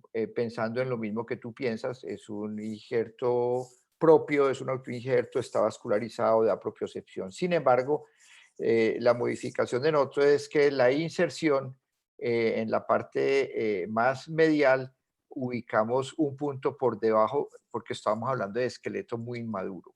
Entonces ubicamos un punto por debajo de la fisis, es como el punto de nos, el que ustedes ubican para ¿qué es? Bueno, para ese mismo ligamento que es la cortical posterior con la fisis, inmediatamente debajo de la fisis, ahí insertamos el ligamento, pero nosotros utilizamos un ancla 2.4, o sea, una cosa muy pequeñita para insertar el ligamento. ¿Por qué ahí? Porque el niño va a crecer. Entonces, toda inserción del patelofemoral que se haga por encima de la fisis se va a ir alejando de la articulación y va a tensionar eso que ustedes pusieron nuevo. Entonces no se debe poner por encima de la fisis, no se debe poner al agujero magno, al agujero, al ojal que se le hace al tendón del aductor, porque con el crecimiento, en teoría, ese ligamento se va a templar y se va a alejar y pudiera, no sé, yo no tengo los años, aunque ya estoy más calvito, para ver si eso realmente ocurre con el alejamiento de la metáfisis, si en realidad ese ligamento se va a templar más con el paso del tiempo. Entonces nosotros lo ponemos, lo insertamos en la epífisis, ¿sí? O sea, con una anclita, pero siempre tomando el injerto es del tendón del cuádriceps.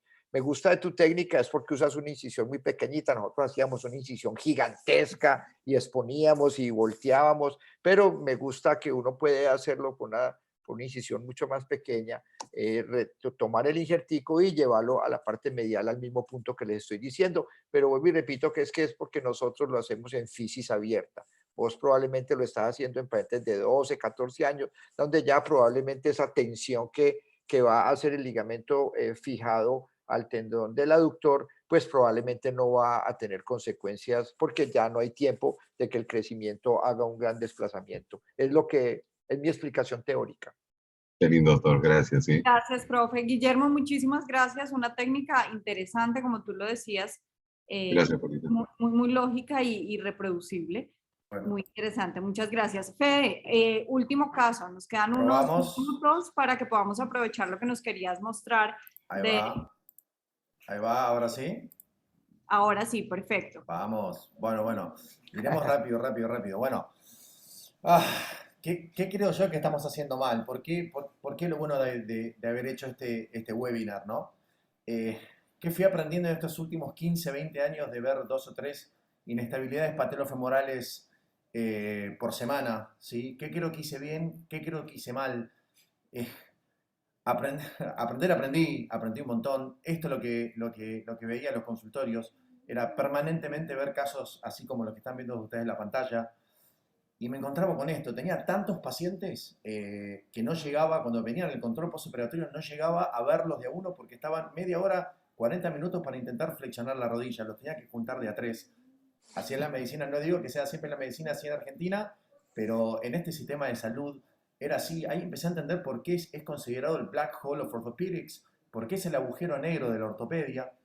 Y me encontraba con esto, chicos. Esto es lo que habló Guilla, habló el profe, hablaba Juan. Chicos entre los 8 y los 15 años que habían empezado, habían tenido un primer episodio a esa edad, los habían tratado con inmovilización enyesada, les habían puesto un brace, los habían mandado a hacer kinesiología y los habían pateado para adelante.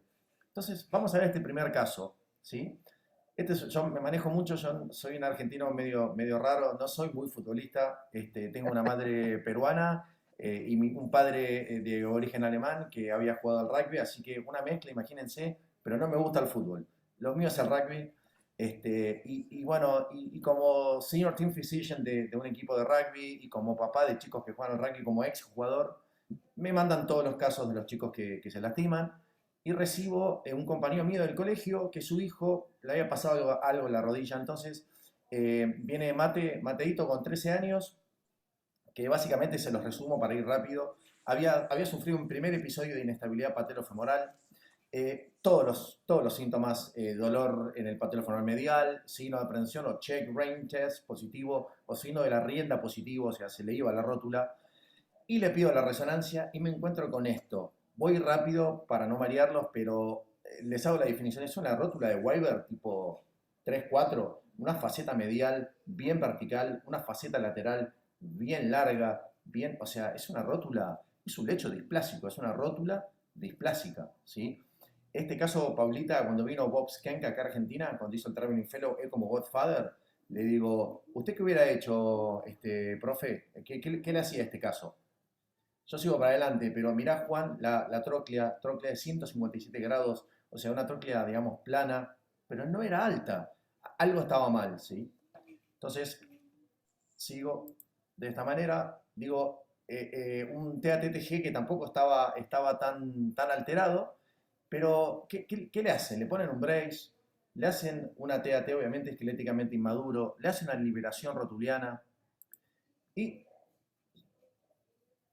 no sé si se escucha en el audio, pero esta chica dice que la primera vez que se le salió la rótula fue cuando tenía 8 o 9 años corriendo en el colegio y después era permanente la inestabilidad.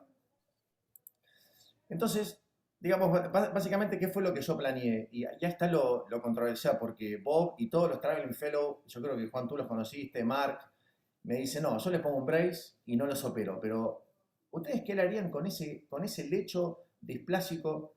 ¿Ustedes qué duda tienen que se le va a volver a usar la rótula a este chico? Entonces yo tomé la decisión directamente en hacer algo que es mala, hoy en día es mala palabra hacer lateral release. Yo sé que es controversial, pero Elizabeth Arden en sus publicaciones dice que el 60-70% de los artroscopistas sigue haciendo lateral release. Y yo no hablo de un lateral release completo, lo que hablo es un 2/3, ¿sí? Para evitar el tilt que se basa en la rótula medial, hago un balance de parte blanda. Este chico tenía fisis abierta, no podía hacerle una TAT. Entonces le hice lo que ven ustedes ahí en ese gráfico. Coloqué un arpón, hice una aplicatura artroscópica del patelofemoral medial y una liberación rotuliana. Básicamente voy a tratar de pasar rápido el video, pero esto lo tienen que ver cómo está roto el patelofemoral medial. Ahí tienen la vista artroscópica. Fíjense cómo está elongado. Esto es como una inestabilidad glenohumeral. Al paciente se le va a seguir saliendo la rótula del lugar. Ya sabemos que esto le va a pasar. ¿Por qué lo pateamos para adelante? ¿Sí? ¿Por qué no hacemos un gesto quirúrgico que sea un mínimo balance de parte blanda? Fíjense, el portal superolateral, como la rótula es displásica, ahí tienen el patelofemoral que está roto. Le hice un lateral release, 2/3, no completamente. Fíjense lo inestable que estaba. Y le coloqué el arpón y le hice una aplicatura del ligamento patelofemoral medial por vía artroscópica, todo percutáneo, bárbaro, espectacular. Bueno, ahí les muestro cómo se mejora el traqueo, cómo se pasan los hilos.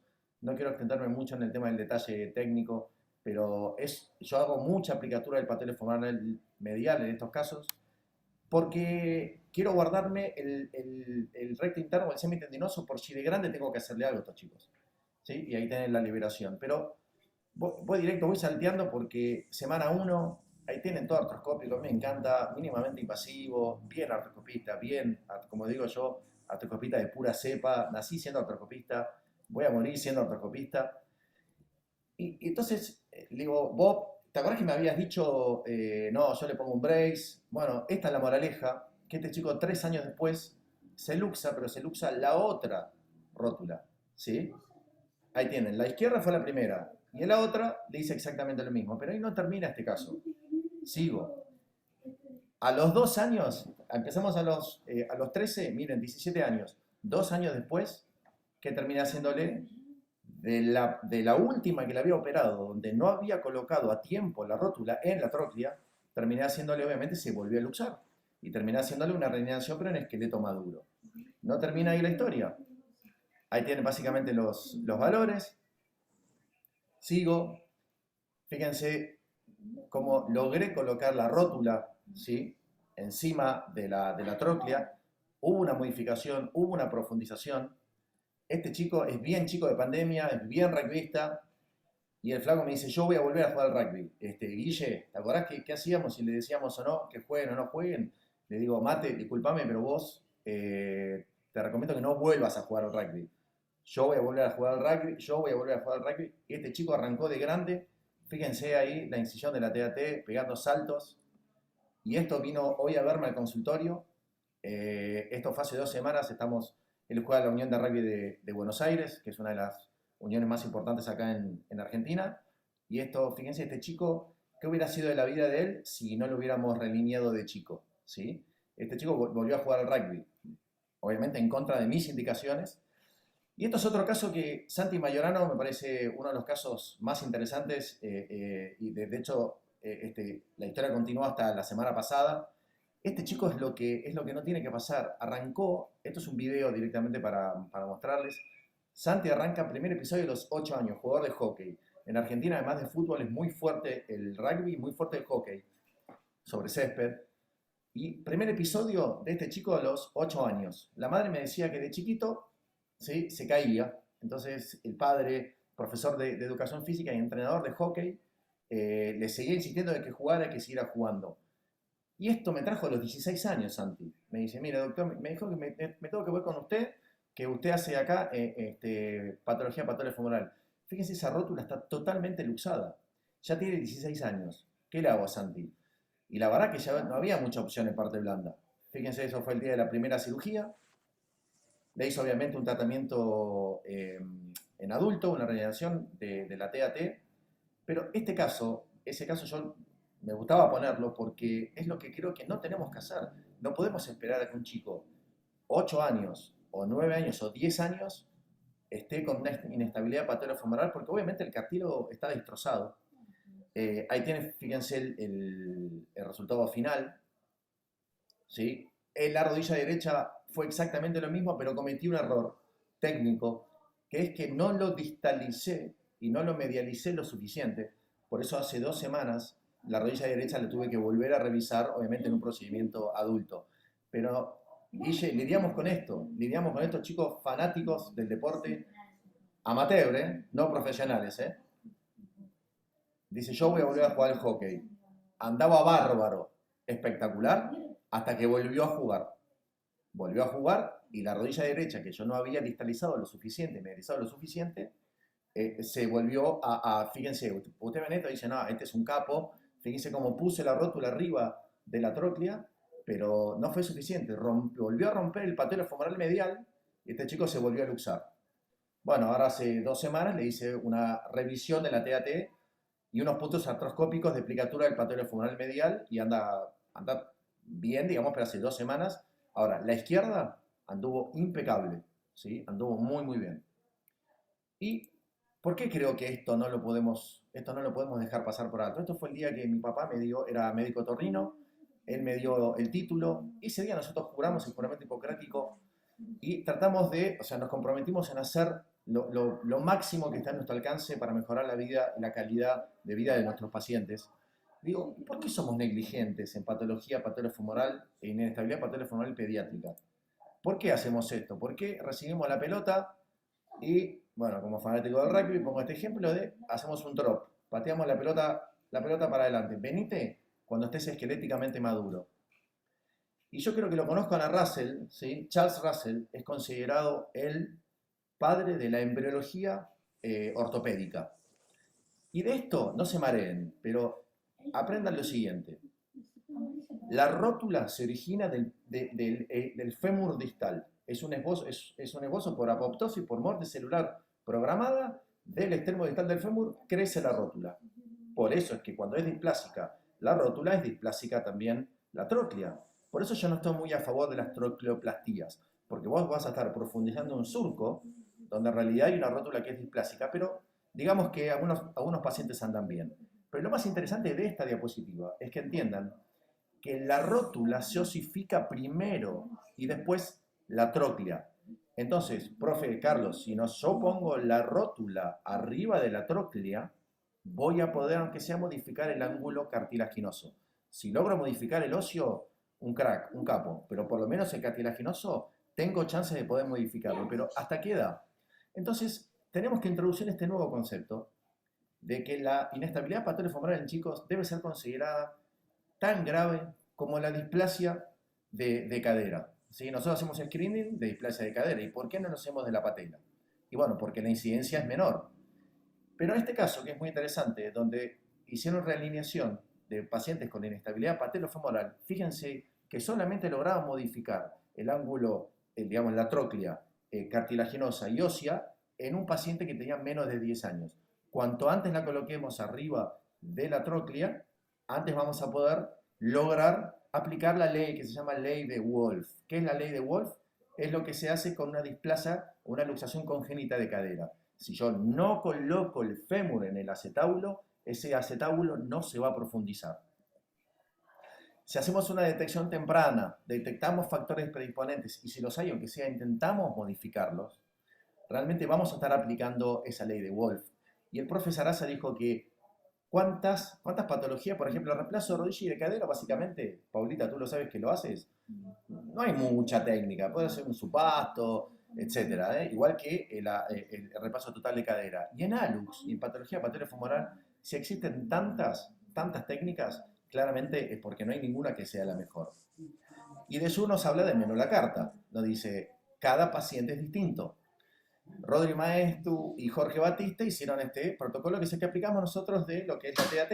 Cuándo hacer medialización, cuándo hacer distalización, cuándo reconstruir un ligamento u otro. Y este caso, ¿y qué hacíamos con este caso? Justamente este chico debería haber sido tratado cuando tenía 8 o 9 años. Recuerden que es muy importante hacer la medición del catón de shampoo, Nisa Salvati, lo que más te guste a ti, no hacerlo en tomografía. Fíjense el trabajo de Mark, que ustedes lo conocen. Ellos dicen que si vos lo haces en la tomografía, vas a estar dando un valor, vas a estar aumentando un 10%. Y también Fulkerson habla de que si yo distalizo cada centímetro la TAT, voy a estar aumentando por 6 el contacto y la presión de la patellofemoral. O sea que hay que hacer realmente una verdadera medición cuánto lo vas a distalizar. Yo apunto siempre a 1,2. Trato de no hiperdistalizar, trato de no dejarla alta. Siempre apunto a 1,2. Entonces, en estos casos, por ejemplo, hablamos de múltiples técnicas, ¿sí? Pero yo quiero promocionar esta técnica que me parece muy interesante y ya el profe habló. Acá la tenemos a Camilita, ¿sí? Me viene a ver con 9 años, gente humilde, digamos, no tenía muchos medios. Y dije, ¿cómo hago para colocar esta rótula en esa tróclea? ¿Cómo hago para aplicar la ley de Wolf? Entonces, ¿qué opciones tenemos? Y la verdad que acá no hay muchas opciones y me hice amante de esta técnica, la técnica de Gramont, ¿sí? Básicamente es levantar el tendón rotuliano y medializarlo y fijarlo con anclas o lo que tú quieras, ¿sí? Si no tienes medios, le das unos puntos de plicatura. Y lo que hicimos fue intentar modificarlo, porque la estadística es tal cual, más o menos 8 de cada 10 pacientes andan muy bien con esta técnica. Ahí tienen el caso de Camila. Lo que haces es despegar y medializas el tendón rotuliano a nivel distal, le colocas anclas por detrás y los pasas esos hilos a través del tendón. Miren, ahí tienen una técnica. Esta chica anduvo fantástico, siempre con un balance lateral. Tenemos que, si vamos a corregir a medial, tenemos que descomprimir los vectores que lateralizan la rótula. Entonces siempre tengan en consideración el ligamento patelotibial, el patelomeniscal y el patelofemoral lateral, que yo me gusta liberarlo un poquitito, entonces lo llamé 2/3. Sigo. Ahí tienen un caso, a ver si puedo... ¿Ven? Esto fue operado hace 2 semanas. Una chica de 13 años, fisis abierta, 3 episodios de inestabilidad.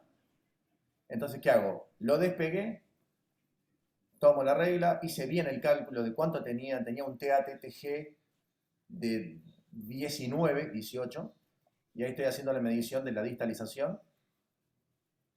Ahí ya pasé las anclas, pasé los hilos, ahí hice la aplicatura artroscópica, pasé los hilos, esos hilos los paso después, los hago percutáneos, voy rapidito, Paulita, pero sumamente estético.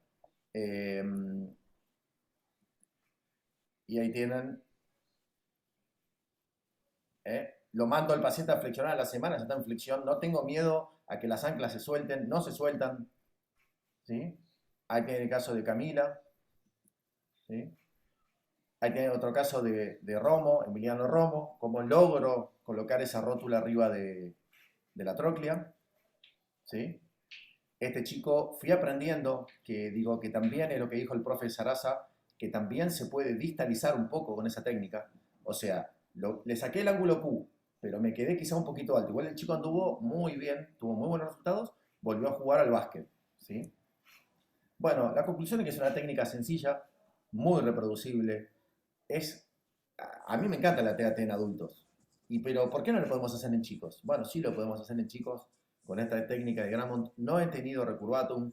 Realmente estoy muy, muy contento y yo creo que estamos entrando en una nueva, dejo de compartir, estamos entrando en una nueva era donde realmente podemos hacer algo con estos chicos, no patearlos para adelante y conseguir realmente muy, muy buenos resultados. Esta es la forma en la que yo lo encaro.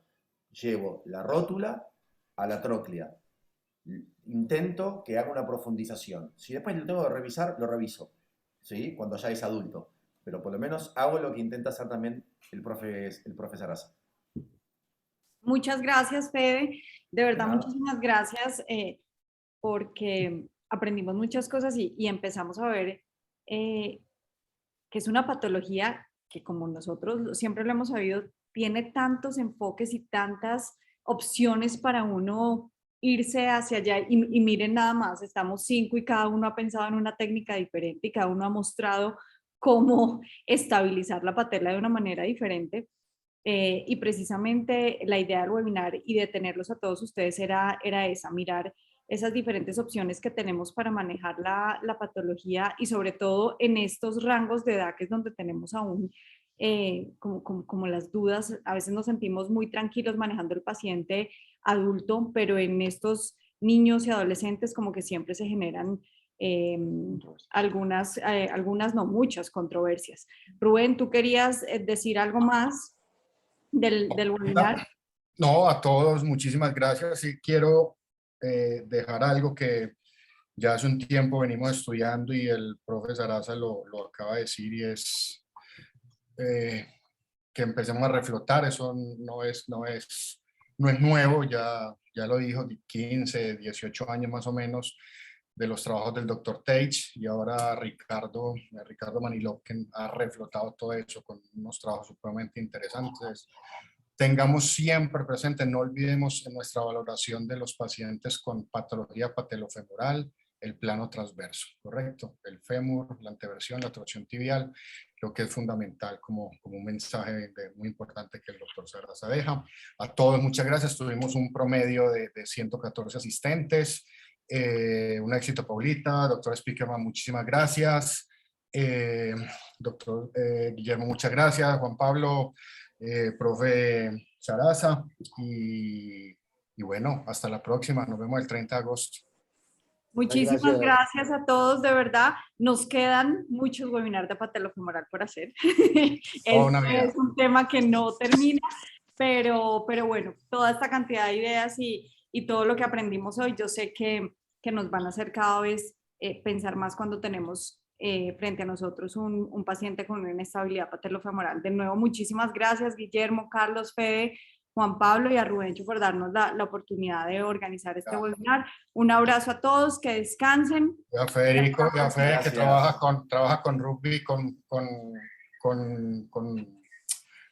hockey, que aguante las leones, carajo, vamos. Aguante, vamos. Y el rugby cada vez está siendo más importante en Colombia, así que no se nos achiquen, ¿eh? Cada vez hay más rugby en Colombia. Señor. A todos muy buenas noches, muchísimas gracias. Chao, Gracias. gracias. Muy bien. Hasta luego. Gracias. Chao. Chao.